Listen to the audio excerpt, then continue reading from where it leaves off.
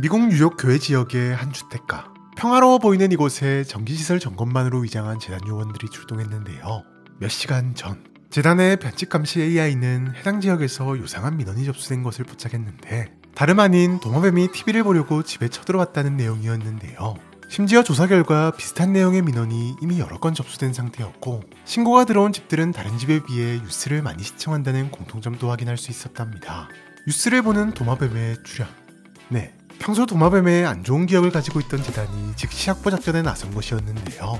해당 사건을 맡은 머서 박사는 녀석의 출몰 패턴 분석을 통해 빠르게 녀석을 찾아낼 수 있었지만 문제는 예상과 달리 현장에 너무나도 평범한 도마뱀이 있었다는 거. 물론 긴가민가하고 있는 요원들을 향해 녀석이 먼저 장난감을 이용해 말에 걸어오면서 즉시 녀석을 확보, SCP-7333으로 지정했으니 7333을 순조롭게 격리하긴 했지만 오히려 머서 박사는 큰 고민에 빠졌는데요. 녀석에게서 눈에 띄는 변칙성을 발견할 수 없었기 때문이랍니다. 실제로 녀석은 겉으로 보기엔 유독 자주 탈피를 한다는 것 말고는 수컷 서부 울타리 도마뱀과 전혀 다를 게 없었던 데다 글자를 통해 의사소통이 가능하긴 했지만 또 말은 전혀 하지 못했는데요. 게다가 그마저도 나는 현대의 신이다 라는 의미불명의 문장만 남기고는 며칠 동안이나 아무런 반응도 없이 격리실만 돌아다니는 등 SCP-치고는 너무나도 평범했기 때문이랍니다. 물론 박사는 신이라는 녀석의 발언이 신경 쓰였던 터라 또 다른 변칙성을 확인하기 위해 다방면으로 노력했지만 역시나 별다른 성과는 얻을 수 없었고 결국 포기하고는 자리에 앉아 잠시 휴식을 취하려는 찰나 갑자기 또 녀석이 황당한 소리를 하며 말에 걸어왔는데요. 박사는 폰으로 곤두박질 치고 있는 자신의 주식 계좌를 확인하고 있었는데 녀석이 몇몇 주식을 왕창 사라며 훈수를 두기 시작한 거. 하지만 녀석이 사라는 주식은 몇 년째 마이너스만 기록한 주식이었기에 박사는 녀석의 말을 적당히 무시한 채 면담을 진행. 겨우 몇 가지 정보를 얻을 수는 있었지만 여전히 많은 의문을 남긴 채 면담을 마칠 수밖에 없었답니다. 며칠 뒤 그 어느 때보다도 밝은 표정으로 급히 어딘가로 뛰어가는 머서 박사. 박사가 도착한 곳은 다름 아닌 7333의 격리실이었고 박사는 곧바로 녀석에게 폰을 들이밀었는데요. 이게 도대체 무슨 상황인 것일까요? 사실 박사는 며칠 전 면담을 마친 직후 쓸데없이 확신에 찬 녀석의 운수가 왠지 머릿속을 떠나지 않아 혹시나 하는 마음에 녀석이 추천한 주식을 조금 구매했었는데 그게 며칠 새에 엄청나게 올라버린 것. 아니나 다를까 녀석은 또다시 몇 가지 주식을 추천하기 시작했고 며칠 뒤 역시나 모든 주식이 몇 배씩이나 올라버렸는데요. 네, 7333이 가진 변칙성은 다름 아닌 수익성 있는 주식을 예측하는 것이었답니다. 녀석의 말에 따르면 먼 과거 7333은 권능을 가진 수많은 신들 중에서도 치유와 건강을 불러오는 신 중 하나로서 사람들에게 행복을 주는 존재였지만 어느 순간부터 사람들의 우선순위가 건강이 아닌 돈으로 바뀌어가면서 급기야 돈을 위해서라면 기꺼이 건강도 버릴 수 있는 사회가 되어버렸고 자연스레 그들을 찾는 사람들도 주로만 갔는데요.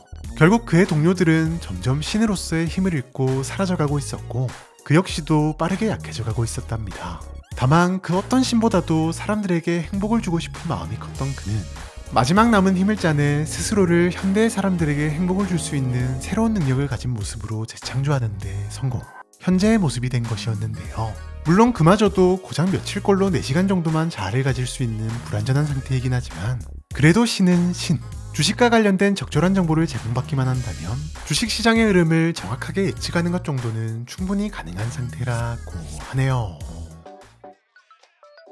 현재 7333은 대형 테라리움과 주식시장의 실시간 정보가 표시되는 멀티스크린이 갖춰진 표준인간형 격리실에 격리 중인데요. 수차례 검증을 거친 결과 재단은 녀석의 능력을 높이 평가했고 현재는 7333의 능력을 적극 활용해 재단의 자본금을 불리는 데 사용하고 있답니다. 이를 위해 재단 소속 주식 트레이더로 구성된 팀이 7333의 격리실에 고정적으로 배치된 상태로 녀석과 관련된 모든 일정은 트레이더 팀에게 최우선권이 주어지며 녀석의 자아가 돌아오는 것을 포착하면 즉시 조언을 받아 투자를 진행.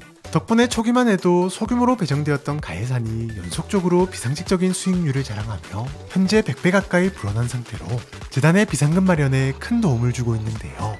다만 투자 수익금이 늘어날수록 녀석의 자아가 돌아오는 공백이 길어지는 것이 확인되면서 주기적인 청소 및 맞춤 식단을 제공하고 충분한 회복 시간 확보를 통해 녀석이 최상의 컨디션을 유지할 수 있도록 적극 지원 중인데요. 여담으로 7333 역시도 자신의 도움이 누군가에게 행복이 되고 있다는 사실에 충분한 만족감을 보이며 재단 생활을 만끽하는 중이라고 하네요. 여러분, 아주 오랜만에 SCP 관련 도서가 새롭게 출간되었다는 사실 알고 계셨나요?